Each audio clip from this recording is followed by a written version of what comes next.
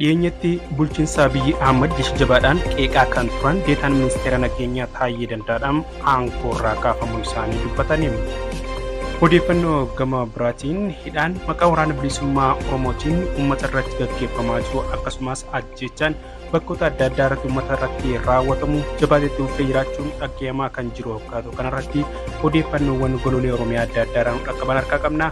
Addatti ammoo Oromoonni godina Arsii Aanaa Sirkaa miidhaawwan keessa irratti yaada isaan nuuf qoodan bal'ina odeeffannoo keenya keessatti qabannee dhiyaannee jirra.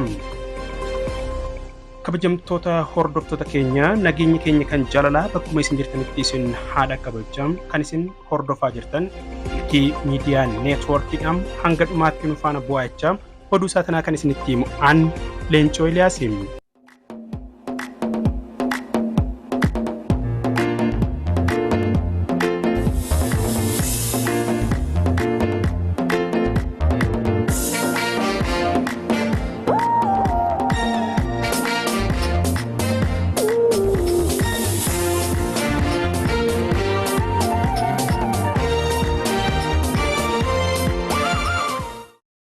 Dhiyeenyatti bulchiinsa Abiyyi Ahmad jecha jabaadhaan qeeqaa kan ture Taayyee Dandaadhaa aangoorraa kaafamuun dhaga'amee jira. Deetaan ministeera nagaa Itoophiyaadhaa obbo Taayyee Dandaadhaa aangoo ministeerummaa irraa xalayaa Abiyyi Ahmad barreessaniin kaafamuu miidiyaatti himani. Taayyeen paartii Biltsiginnaatii fi bulchiinsa Abiyyi Ahmad waraana bilisummaa Oromoo WBO waliin araara diduu fi Finfinneetti hiriira nagaa dhoorkeera jechuudhaan qeequudhaan fuula feesbuuk isaanii irratti kan barreessan hoggaa ta'u barreeffamni kunis kasaanii ta'u mirkaneessanii jirani. Sababni waanuma amma araara jenneef malee maaltu jiram gaafa waraana deeggarruu dinqisiifatamaa turreem uummanni haa araaramuu wal fixne jennaanuma dhukkube jechuudhaan kan Taayyee miidiyaatti himu. Taayyoon aangoorraa kaafamuu kan himan xalayaa guyyaa irraan tanaa waajjira isaaniitti dhufeen akka ta'e kan dubbatan hoggaa ta'u dhiyeenyatti gaafiif deebisaa BBC Afaan Oromoo waliin taasisan irratti marii nagaa mootummaa Itoophiyaa fi waraana bilisummaa Oromoo gidduu Taanzaaniyaatti gaggeeffamee akka hin milkoofne kan godhe mootummaa mataa isaatii jechuun isaa mul'ate. Ofii maricha irratti kan hin hirmaanne Taayyeen bakka ministeerri nagaa hirmaachuu qabu ministeera haqaatu hirmaate jechuudhaanis dubbatanii turani. Taayyeen fuulduratti waan ta'u bullee ilaallaa waan jarjaraan murruu mitiin waan kaleessa hojjennes madaallee ilaallaa jaani.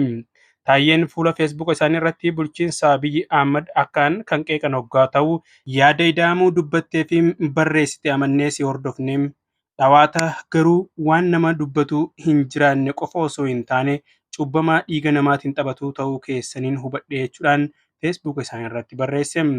Dabalataan jechi cimaam aramanee jedhamu fayyadamuudhaan kan qeeqan kun maaliif jechuudhaan miidiyaan yeroo gaafatu Taayyeen akkas jedha. Dhuguma lakkii kun naatoo namaaf hin qabaniim osoo ilmi namaa du'ee bineensaan nyaatamuu waan paarkii haasaanii osoo namni waan nyaatu hin qabne namni beelaan du'aa jiru birrii hammam ga'u masaraa ijaaraa jiraniim. Dabalataan ammoo gaafa waraanni haa gaggeeffamu jennu homaa hin jennim gaafa obboleeyyan keenya haa araaraman wal hin ajjeesinaa jenne ammoo aangoorraa na kaasaniim kun aramanamummaa malee homaa ta'uu hin danda'u jechuun dubbataniim. Taayyeen dubbii cimaa dubbatan kanaaf seeraan himatama jettanii yaaddoo qabdu jaamee kan gaafatameef maal rakkoo qaba kuniim seerri ees jiram yoo kan itti gaafatamnu jiraate ammoo walumaan gaafatamnam saniif ammoo qophiidha jechuun isaa mul'ate. Taayyoon aangoorraa kaafamuu waan dursaniif akka beekan kan gaafatamanii fi kanaa olitti qophii qabna nutiin kana qofaa miti jechuudhaaniin aangoorraa kaafamuu isaaniin raajii akka ittiin taane himaniim.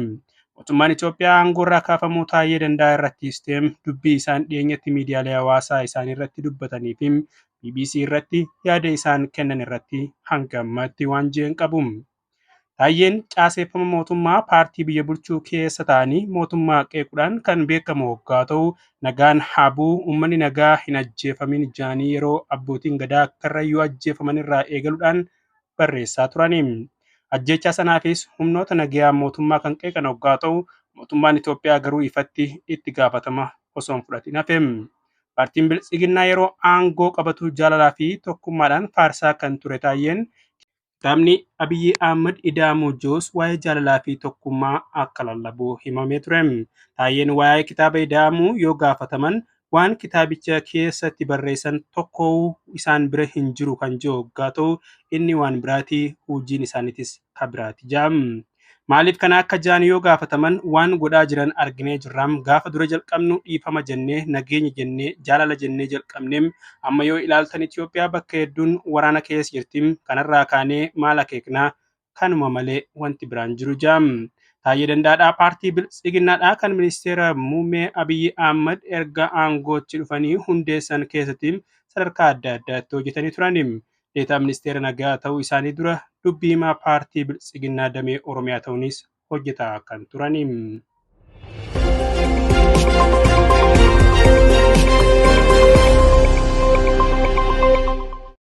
Godina Arsiidhaa Naasirkaa keessatti loltoonni mootummaa fi kaadiroonni mootummaadhaan naannichatti miidhaa uummata nagaa irratti geessan jabaatanii itti fufanii jiraachuu hawaasni naannichaa himaa jiraniim. Odeeffannoon uummata naannichaa irraa nu bira gahaa jiru akka jirutti maqaa waraana bilisummaa Oromootiin naannichatti miidhaan uummata irra gahaa jiru akka malee hammaatee itti fufee kan deemaa jiru waggaa ta'u loltoonni mootummaadhaa uummata nagaa da'oo waraana bilisummaa Oromoo taatan jechuudhaan ajjeesaa fi gidirsaa akka jirudha kan dubbataa jiraniim. Uummanni naannichaa yaada miidiyaa keenyaaf qoodan akka himanitti naannicha sanitti bakkoota hedduutti miidhaan adda addaa saamichaa fi dabalatee miidhaan hangana hin jaamne uummata naannichaarraa gahaa jiraachuun kan himamaa jiru waggaa ta'u haaluma wal fakkaatuun aanaa ollaa naannichaa jirurra rakkoowwan cimaan adeemsifamaa akka jiru dubbatanii jiraniim. Wantoota hamaa naannichatti raawwatamaa jiru wajjin wal qabsiisuudhaan yaadni isaan miidiyaaf keenyaaf qoodan akka kanaan gadiitiin itti dhiyaadhaa hordofam. Milkii miidiyaa neetwoorkii irraan siif bilbilutti jira. Mee aanaa sirkaatitti maaltu deemaa jira? Sirra hoo maaltu ga'e? Mee gaggabaabsii nuuf ibsuu yaali. Tole kan jiraadhu aanaa sirkaa magaalaa Bobeessaati. Dhiyoo kana lola hamaatu jira. Torbee lamaan darbe keessa lola hamaa ture. Gara mana 70 olii gubanii nama faana baay'eetu ajjeefamee jira. Achuma aanaa sirkaa keessa Amajaa fi Qareetaa naannoo kanneen keessa manneen gubatu irra caala namoota baay'eetu ajjeefamaa jira. Namoota baay'ee ajjeesanii waan akkana adeemsifamaa jira. Mee akka dhuunfaa keetitti maaltu sirra ga'e mee ati? Akka dhuunfaa kiyyaatti kanarra gahee abbaan koo anaa koo tureebanii akka malee tumanii harkisaa manaa baasanii anis isa abbaa kiyya faana booyaa anaa isa duuba deemaa jiru anallee nama baay'eedhaan na gudeedanii amma akka malee miidhamee mana yaalaa jira mana yaalaa sallaa jira achitti yaalamu jira masaa kana miidhaa baay'eetu nurra gahaa jira. Abbaa kee hoo ajjeesanii fi jiraa quba qabdaa yeroo ammaa kana? Waan sanii quban qabu masakka dhagarree waan dhageenyellee bakka jirullee hin beeknu hin du'eefin malee uumaa hubannee hin jirru bakka jirullee hin beeknu.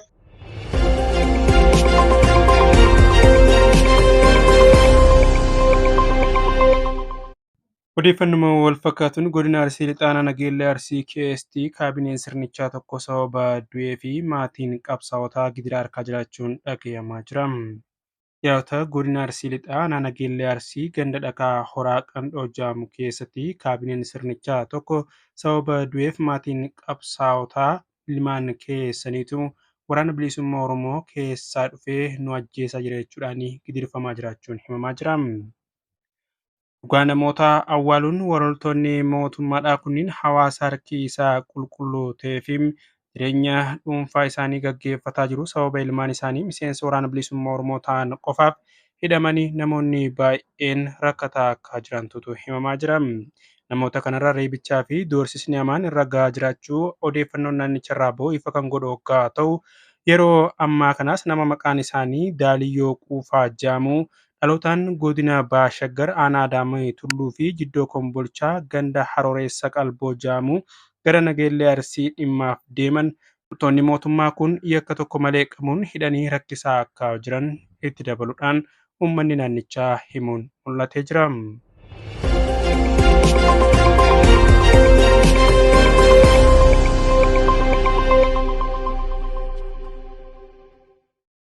Haaluma wal fakkaatu lixa Oromiyaadhaa godina Wallaggaa bahaa aanaa Haroo Limmuu keessatti namoonni 8 loltoota mootummaatiin yoo ajjeefaman saamichi guddaanis ammallee uummata irratti deemaa jiraachuun himamaa jira.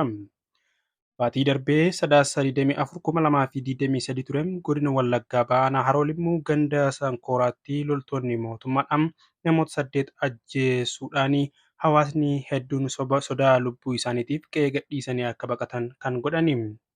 Qonnaan bultoonni ajjeefaman kunniin Dirribaa Waangaarii, Addisuu Walee, Doojaa Ayyalee, Roobaa Dassaalem, Ibraahim Ahmad, Obbo Magarsaa fi namoota lama reeffi argamee awwaalame kan maqaan isaanii nu bira hin gahin ture hoggaa ta'an qonnaan bultoonni kunniin Oromummaa isaanii qofaan yakkamuun kan ajjeefaman hoggaa ta'u Obbo Dirribaa Jalam qarshii 20,000 fudhachuudhaan san gubbaan lubbuu isaa balleessuutu himama.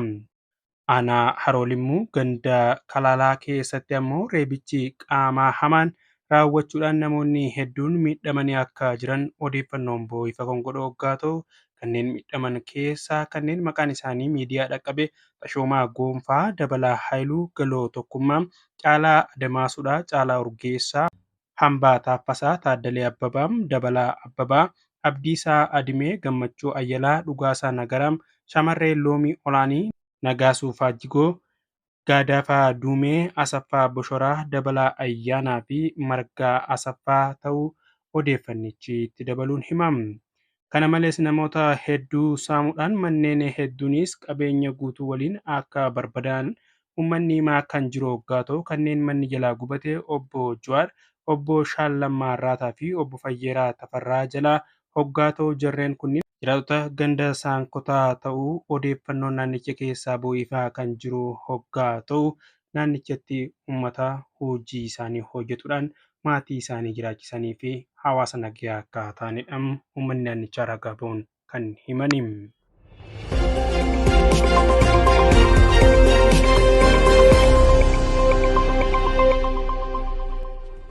Kabajamtoota hordoftoota keenya odeeffannoon saatanaaf qabannee dhiyaanne hanganuma waan ta'eef hanga dhuma sagantaa keenyaatti nu faana turuu keessaniif galatoomaa jechaa odeeffannoo itti aanuun hanga deebinee wal agarrutti yeroo gaarii qabadhaa.